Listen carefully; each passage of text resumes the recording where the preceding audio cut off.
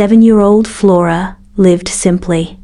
Until, that is, she discovered the magic of please and thank you.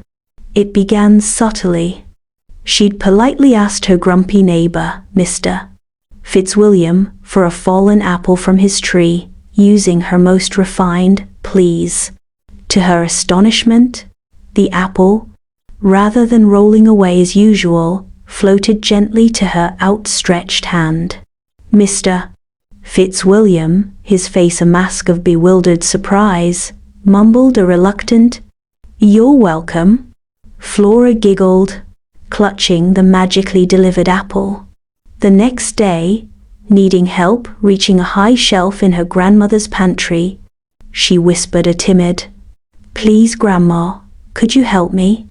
As the words left her lips, the jar of cookies she desired seemed to leap onto the lower shelf, landing gently within her grasp.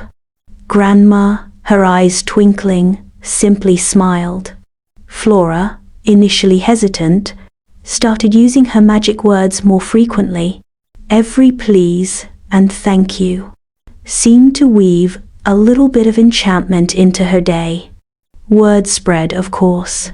Other children, initially skeptical, soon witnessed Flora's extraordinary ability. A lost kitten reappeared at her feet after she politely asked the wind to help. A wilted flower, thanked profusely, bloomed anew. Her pleas magically unlocked the jammed school gate, and a thank you to the bus driver ensured a smooth and comfortable ride. But Flora's magic wasn't without its limitations. One day, impatient to get to her favorite cartoon, she barked a demand at the television remote. "Turn on."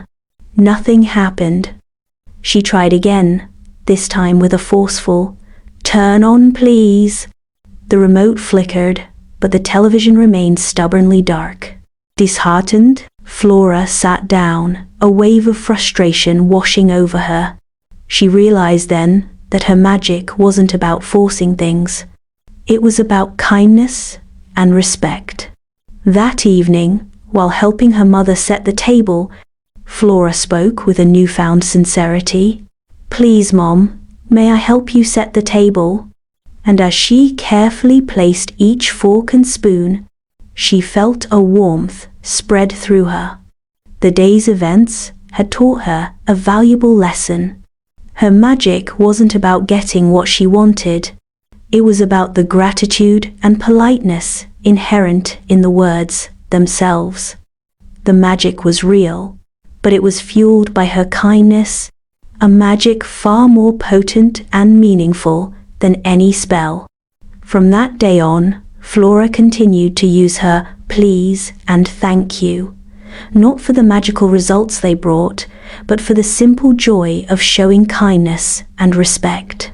From that day on, Flora continued to use her please and thank you, not for the magical results they brought, but for the simple joy of showing kindness and respect. She learned that true magic wasn't about bending the world to her will, but about appreciating the world around her and the people in it. And in that appreciation, she found a magic far more profound than any floating apple or magically appearing cookies.